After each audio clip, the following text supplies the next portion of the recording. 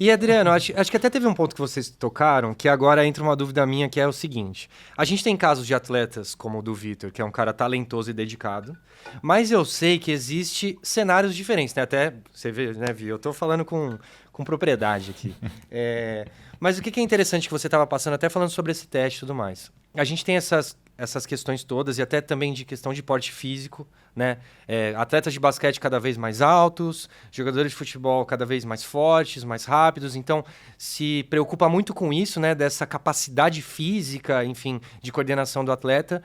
Mas e aquela coisa do talento, da habilidade? A gente sabe que uma coisa caminha do lado da outra, isso ok. Mas o quanto isso, para quem busca performance, o quanto isso impacta hoje em dia nos clubes? Os clubes estão procurando mais atletas com capacidade física ou o talento ainda conta? Como que fica isso? Na Cara, eu categoria de acho. base, né? Vamos Da colocar categoria de assim, na base, categoria vamos de para base. base, exato. Eu dividiria isso nas modalidades, né? Eu acho que o basquete, por exemplo, ele envolve uma análise mais criteriosa, mais qualitativa e tem mais ferramentas para analisar, né? Ali, eu acho que existe um estudo. Quando eu falo estudo, eu não estou falando nem muito de performance, mas o treinador ali do basquete, que está trabalhando, que tem uma experiência legal, que está há alguns anos ali, ele consegue, pelo menos, medir, mensurar de alguma maneira a performance ou a qualidade técnica que pode ser lapidada daquele garoto, né? E aí a parte física, né? Eu tive a oportunidade de trabalhar na seleção brasileira de basquete sub-17. E eu lembro de atletas que, pô, lá a gente falava, cara, eu acho que se esse cara ganhar um corpo, se esse cara ficar forte, um Leonardo Demetrius, por exemplo. Pô, se esse cara ficar forte, da 17 para 19, esse cara tava com 12 centímetros a mais, com o braço desse tamanho, forte, tudo, e começou a jogar né, e se tornou um atleta profissional de qualidade. No futebol, eu vejo aí, quando eu assisto os programas de televisão, né, cara, eu tenho que dar o braço a torcer e concordar com alguns comentaristas, apesar de não gostar muito, particularmente. Mas, cara, virou uma coisa muito robotizada o futebol, sabe, cara? É uma coisa assim, o atleta praticamente ele não precisa ter mais recursos muito lapidados, muito afinados ali de técnica, de dribles e tudo, porque se ele cumprir com um posicionamento tático e cumprir com questões físicas, ele consegue jogar o futebol de hoje. Ele vai conseguir jogar o futebol de hoje. Agora, lógico, né? Se ele conseguir performar fisicamente, ter todos os cuidados desde novo, conseguir entender o jogo tático, que está cada vez maior, né? Está cada vez mais amplo no futebol. E, além disso, ter um refinamento técnico, com certeza ele começa a sair ali no sub-20, ali no profissional, ele começa a se destacar um pouquinho fora da curva, que esses são aqueles que estão indo embora, né? Bem cedo, cada vez mais cedo, né? Mas eu acho que a coisa está mais robotizada, a performance está tomando um corpo, mas infelizmente eu concordo com uma preocupação excessiva na parte tática e até na parte física de performance, que a gente sabe que é importante, mas deixando um pouco de lado a liberdade de criação, da criatividade Dri, mesmo, né, cara? mas, por exemplo, né, a gente falou sobre isso porque eu vejo que os clubes, e talvez isso seja até um fator econômico, né? Os clubes eles precisam vender jogador, eles precisam, né, os representantes, todo mundo ganha dinheiro, né? O esporte é uma máquina de fazer dinheiro para muitas pessoas, mas você não acha que se a gente começa a cortar muito cedo jogadores que têm talento, você vê que tem talento, mas eu vejo muitos no basquete. Ah, esse moleque tem talento, mas ele é muito baixinho. E aí já começa a colocar ele meio que de lado.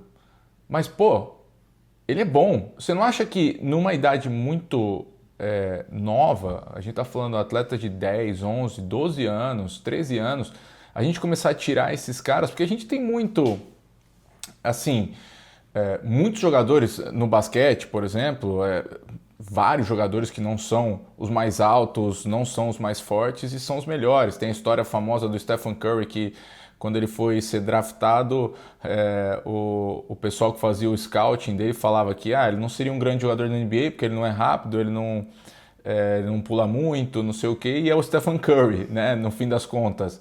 A mesma história, você pega vários jogadores, se você olhar, não sei, o Maradona era baixinho, o Messi era baixinho, pequenininho e tal, e você acaba...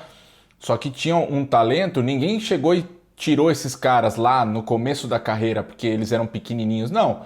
Só que hoje parece que a gente está cada vez mais colocando esse funil, olhando muito para a parte física, vamos pegar um moleque grande, forte e tal.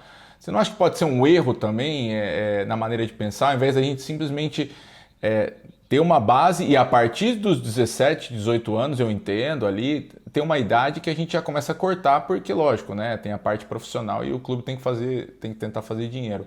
Mas você não acha que hoje a gente olha muito para isso e pouco pro talento em si, para aquele moleque que tem muita vontade, que tem talento por causa da parte física? Sendo que não dá para saber exatamente até onde essa pessoa vai chegar? Cara, eu acho isso um crime, né? Que fazem, desculpa a palavra, mas para mim isso é um crime, porque eu não consigo entender como é que se define se o cara vai ser bom ou não antes dos 15 anos de idade, sabe? Não consigo, em qualquer esporte. Lógico, foi o que você falou. Não adianta o cara chegar lá no basquete com 14 anos e não conseguir dar um passe, não conseguir arremessar uma bola. Eu, particularmente, com 14 anos, eu sabia que eu não poderia ser jogador de basquete. Porque eu também não conseguia. Eu não conseguia, né?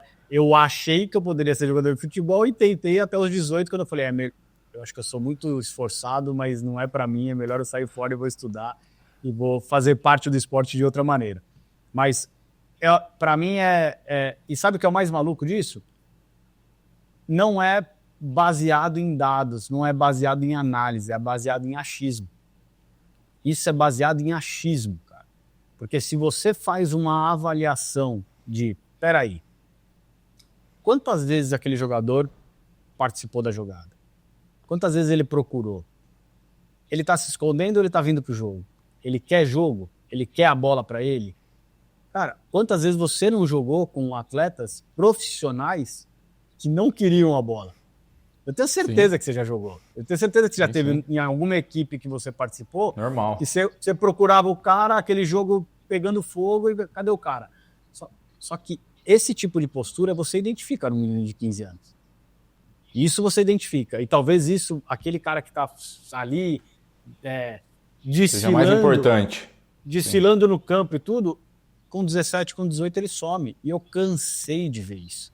Eu cansei de ver jogadores de seleção brasileira de futebol sub-15, sub-16, sub-17 que hoje não estão jogando nem em Série C. Eu cansei de ver isso na minha vida. E eu vejo, até hoje, às vezes eu procuro no Instagram e falo, cara, cadê aquele moleque que era craque do sub-20? Sumiu, tá no Chipre, tá não sei aonde. Então, para mim, é baseado no achismo, então isso que mais me incomoda. Hoje a gente tem avaliações de maturação. Hoje eu consigo identificar, peraí, esse menino aqui, ele vai maturar aos 18, cara. Né? Vou pegar o exemplo do Atlético Paranaense, que eu trabalhei aí 3 anos. Eu trabalhei com 2 meninos, que eles estavam no sub-15 quando eu entrei lá, e hoje eles são titulares da equipe profissional.